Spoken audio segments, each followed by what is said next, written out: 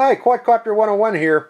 I'd like to talk about a subject that's kind of common sense, but it's something that I'm sure that not everybody's aware of. And I just want to make it kind of clear to everybody the importance of this subject. It's very important. Most of the mid-size quadcopters in the toy range, such as the X5C, JJRC H8C, even the old V222 and V212s from WL Toys, and a lot of the UDIs, utilize a gearing system with the propellers. The idea being that the motors themselves spin at very high RPM, but to spin the propellers at that same RPM as the motors would be very inefficient for the propellers. A reduction system is needed, a gear reduction system is needed to reduce the RPM of the propellers so that they can operate efficiently.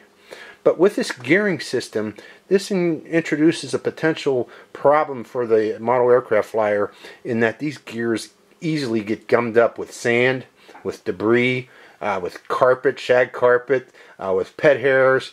Anything gets into these gears causes increased torque on the motors and will, with time, eventually degrade the motors and overheat them and kill your motors. A lot of motor failures that are out there, I'm convinced, is because of gumming that gets inside these gears. Now, a very important thing for all model airplane flyers to do before and after every flight, and I mean every flight, is to spin each and every one of your props and look for any binding. They should easily spin freely. If you notice any binding at all, chances are there's something stuck inside these gears. Now, a single tiny piece of grain of sand can get stuck in that gear and gum up this gear big time. You won't notice it, other than if you don't spin your props, you won't notice it, other than you'll notice increased power is required to take the helicopter off, and sometimes the motor itself will fail or stop spinning. The first thing you should do is, if you notice problems with power, increase power just to get the aircraft to fly, check your props right away, spin them right away, and look for any gumming up or any binding at all in the gears. Now, if you do get binding in the gears, that's not really that great of a problem because it's easily corrected. I always carry with me an old toothbrush out in the field just for that purpose. I fly a lot in the desert. You've all seen my videos, and I'm out in the sand all the time, and my gears always get gummed up.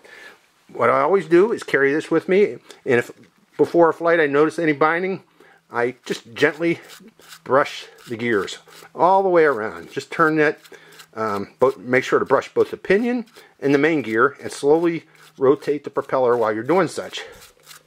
I also carry with me a can of compressed air. It's always good to blast this thing, just to get out any sand particles that are in there. So, it's very simple. Again, before and after every flight, always remember, spin your props. Look for any binding at all. If you notice any binding, get out that old toothbrush and brush.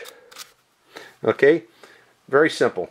If you get a grain of sand in there and you continue flying with the binding of the gears, I guarantee you're going to kill a motor. Okay. So, Quadcopter 101, I hope you learned something here. Quadcopter 101, signing out.